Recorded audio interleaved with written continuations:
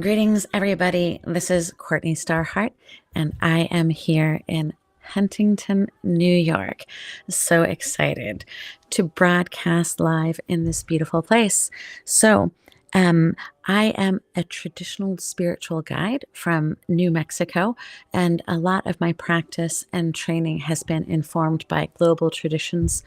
I'm a student of culture from American University, and I also attended a doctoral program where I discovered that it was best for me to go out into the world and to discover shamanism and spirituality for myself. A lot of the things that I've learned and a lot of the things I teach and share are things that you probably won't find anywhere else. These traditions that I'm sharing with you are esoteric traditions from the Hebreo-Egyptian tradition. We also have symbolic language informed by many years of studying art and culture. We have native traditions such as ceremony, feather fans, and many other interesting things. So I'm really excited to share some of this knowledge with you. Mainly, I'm a spiritual guide that bridges over ancestral wisdom for today's modern person. When I first started off, there was nothing in the way of what I was looking for. I had an undiagnosable disease and was essentially dying of E. coli poisoning from a grandfathered well. No one knew that at the time, so it took me many, many years to figure out what was going on, and I took a spiritual path because as I was dying and having these near-death experiences, I was having a very ayahuasca-like shamanic journey into the spirit world, and almost nobody knew how to help me to understand what was going on. So I eventually found a medicine man in New Mexico and learned a lot from him about how to figure out my own path.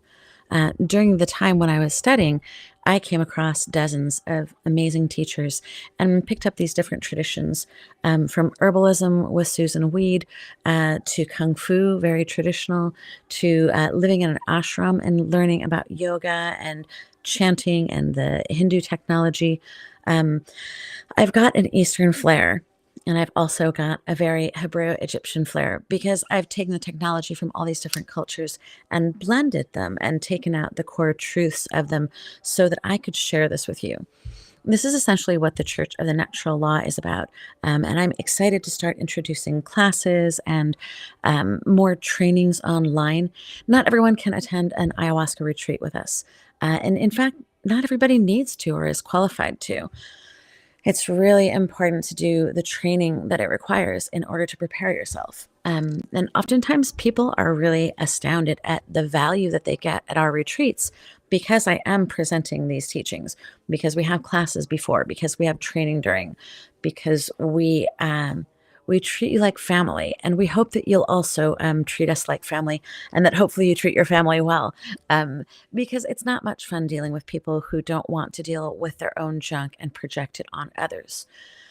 So we ask that people try to follow the 4 agreements when they come to retreats, and it does take some practice to be able to even approach a level where you have that impeccability that we're asking you to have when you come to ceremony.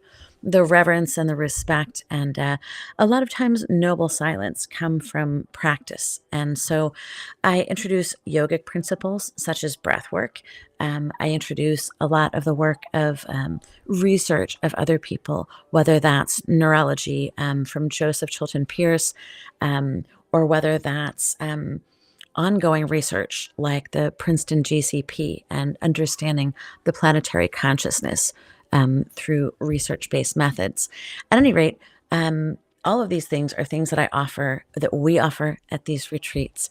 And we expect people to really take it seriously. So we're starting to understand that we need to get to you guys and get to you guys before you come to the retreats and share more deep training with you.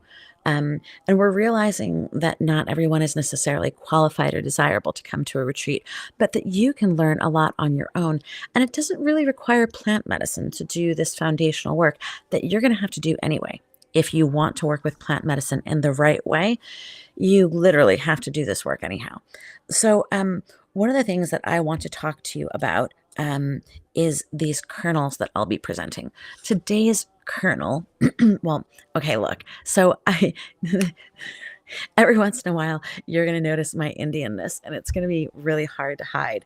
And I like the Indianness and the tribal kind of earthy flair of the Church of the Natural Law and our teachings, because a lot of these teachings really do come directly from my teacher, who's a Native American medicine man. And I spent 15 years studying, and 15 years before that, I was already studying about herbalism, about martial arts, about culture, about philosophy, thousands of pages of books. I'm super geek squad.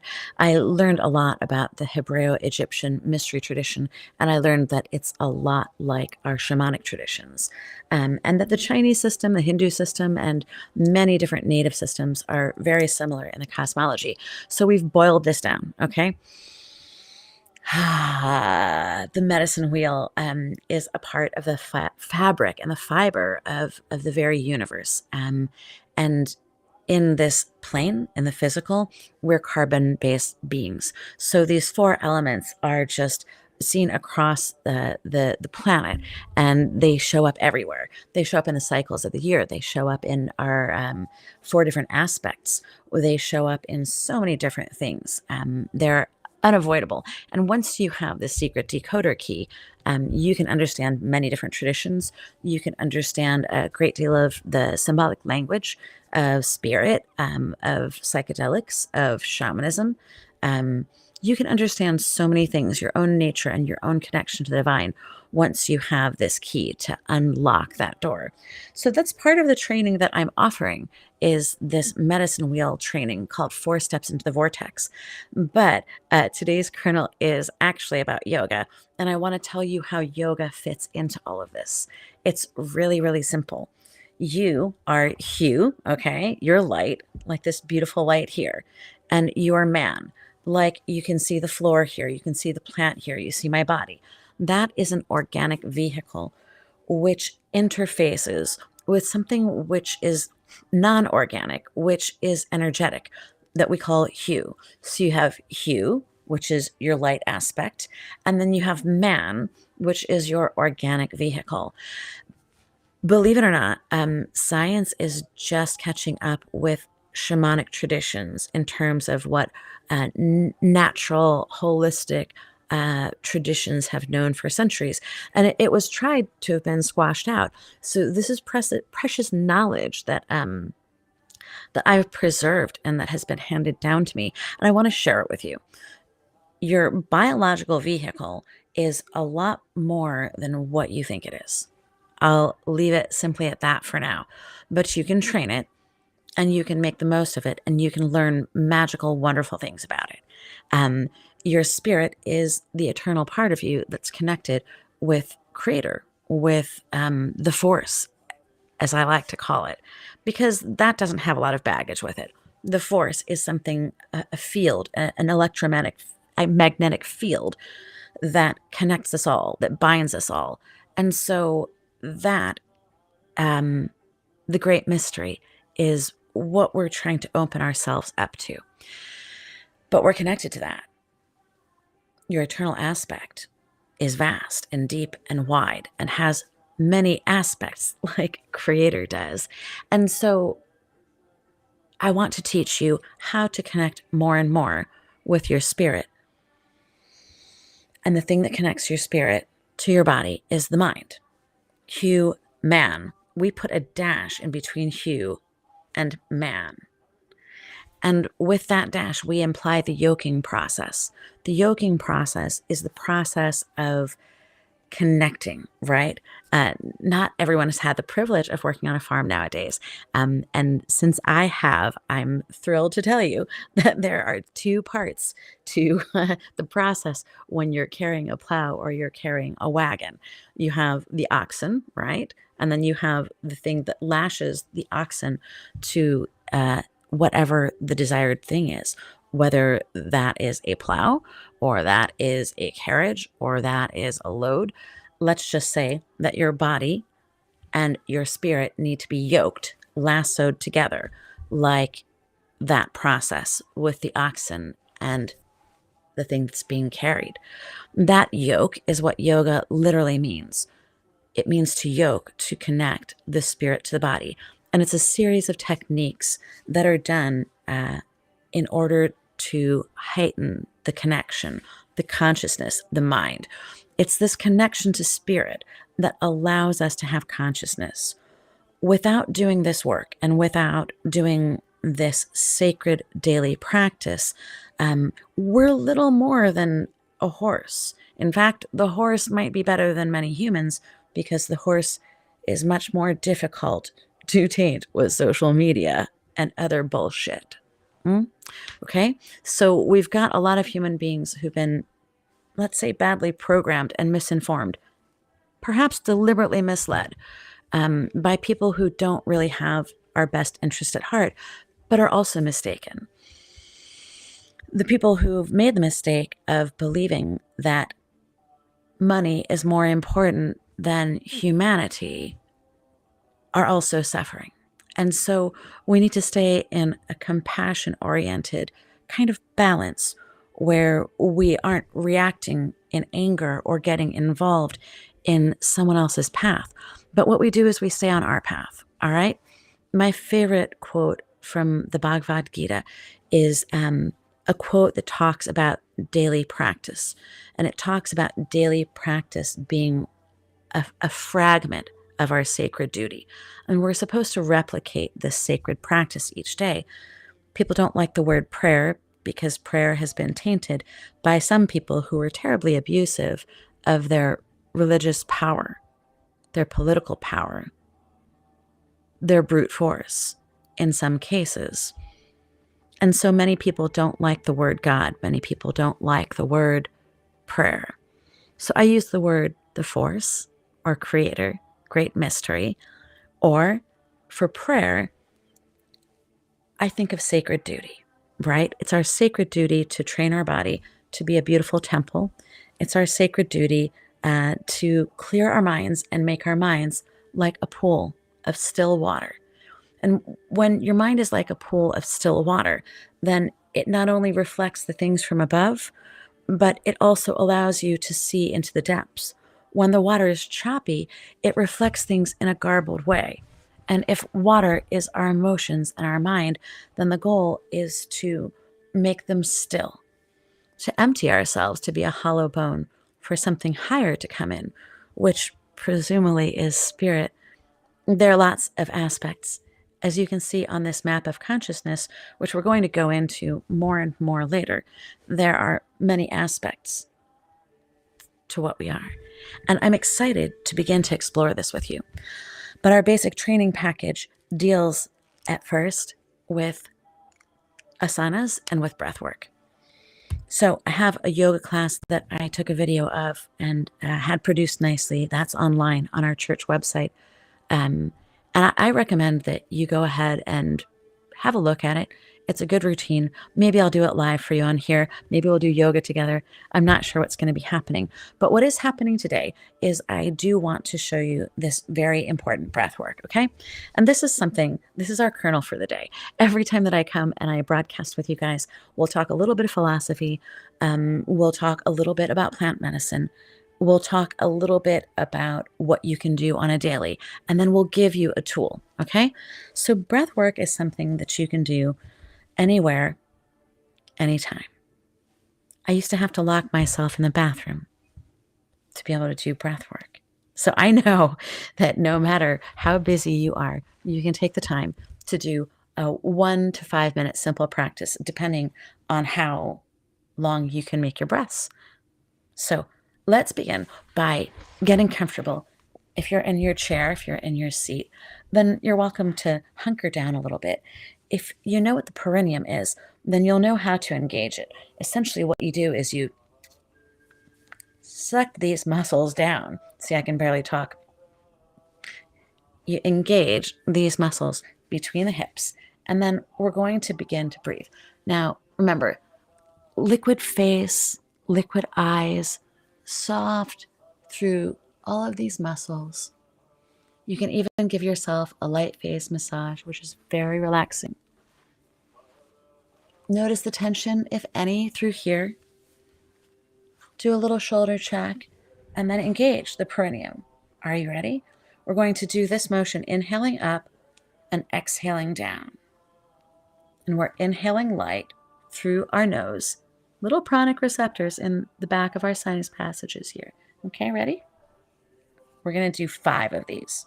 Inhale up and exhale down.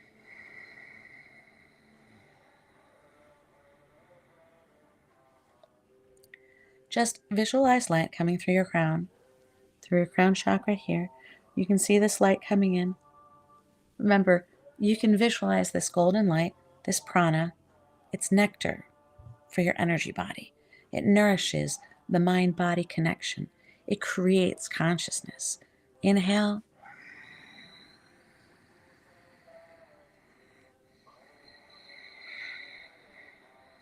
Exhale.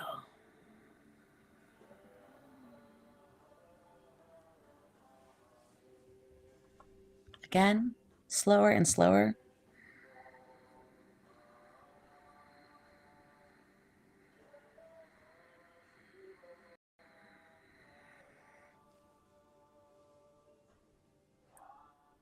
Engage the perineum. Pull down the diaphragm.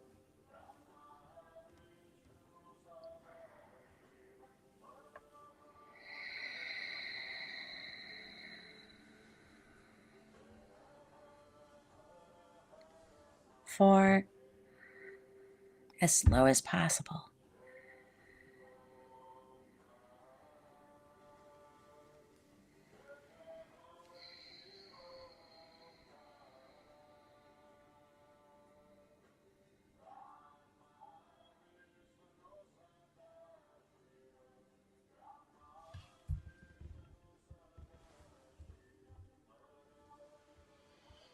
I'm not going to continue on with the breathing because I think you've gotten the point already. If you were to take 10 of those breaths, nice and long and slow, it completely shifts your entire perception of reality and your entire ability to be conscious in your body and embody more and more light and hopefully unity consciousness, compassion. So this is a great opportunity for humanity to step forward and to heal and to elevate into a new level of consciousness. But that consciousness is characterized by this concept of unity, of interconnection, of interconnectedness. In other words, it's impossible for us as humanity to step into what we truly are until we know what we truly are. We are all children of the same planet, the same mother. Some people called her Gaia. Some people call her Unchimaka. Some people call her Mother Earth. I call her Big Mama because she's round and she's curvy and she's beautiful. And she loves us all of her children. And so it's important for us to understand that we are one and that we are all connected to the great mystery, and that what we do unto others, we're actually doing unto ourselves. So it's time for us to come together, but we can't really come together and support each other until we've individually done a lot more healing than we've currently done. However, it's our job only to do our own sacred duty. The quote from the Gita, I believe, is a fragment of sacred duty will save you from great fear. And fear is the mind killer. Remember that. A fragment of sacred duty will save you from great fear. And fear is the mind killer. It takes us into our lizard brain and it evaporates any possibility of us connecting to spirit. It hijacks all of the brains and our intelligence and our power in the service of fear. Fight or flight, dog eats dog. This is a terrible misunderstanding. Our evolution as a species, as human beings, was characterized by the quality of love, kindness, and compassion for each other. So it's time for us to all step back into that. That is my hope and my prayer, that we can all step back into that. And I'll be offering these kernels several times a week. I'll commit to. And as a way of making my contribution. If you'd like to learn more about our church, which has no dogma, it has only observations and the guidance that we are all one, the law of one, as you do unto others, you do unto yourself. Think about that. So with those parting words and that little yogic breathwork exercise, I invite you to go to thechurchofthenaturalllaw.org, or you can find us on Meetup. We do retreats live in person once a month in New York and in New Mexico. Bye for now.